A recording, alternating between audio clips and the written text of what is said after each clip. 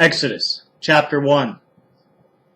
These are the names of the sons of Israel who came to Egypt with Jacob, each with his household: Reuben, Simeon, Levi, and Judah, Issachar, Zebulun, and Benjamin, Dan and Naphtali, Gad and Asher. All the descendants of Jacob were 70 persons. Joseph was already in Egypt. Then Joseph died, and all his brothers, and all that generation. But the people of Israel were fruitful and increased greatly. They multiplied and grew exceedingly strong, so that the land was filled with them. Now there arose a new king over Egypt, who did not know Joseph. And he said to his people, Behold, the people of Israel are too many and too mighty for us.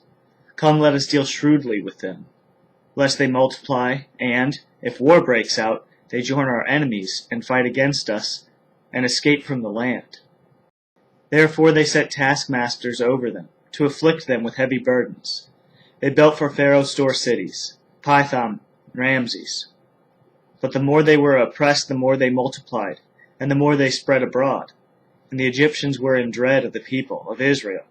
So they ruthlessly made the people of Israel work as slaves, and made their lives bitter with hard service, in mortar, in brick, and in all kinds of work in the field. In all their work they ruthlessly made them work as slaves. Then the king of Egypt said to the Hebrew midwives, one of whom was named Shiphrah, and the other Puah, When you serve as midwife to the Hebrew women, and see them on the birth stool, if it is a son you shall kill him, but if it is a daughter she shall live. But the midwives feared God, and did not do as the king of Egypt commanded them, but let the male children live. So the king of Egypt called the midwives and said to them, Why have you done this? And let the male children live. The midwives said to Pharaoh, Because the Hebrew women are not like the Egyptian women, for they are vigorous, and give birth before the midwife comes to them.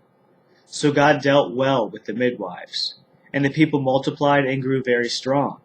And because the midwives feared God, he gave them families. Then Pharaoh commanded all his people, Every son that is born to the Hebrews you shall cast into the Nile, but you shall let every daughter live.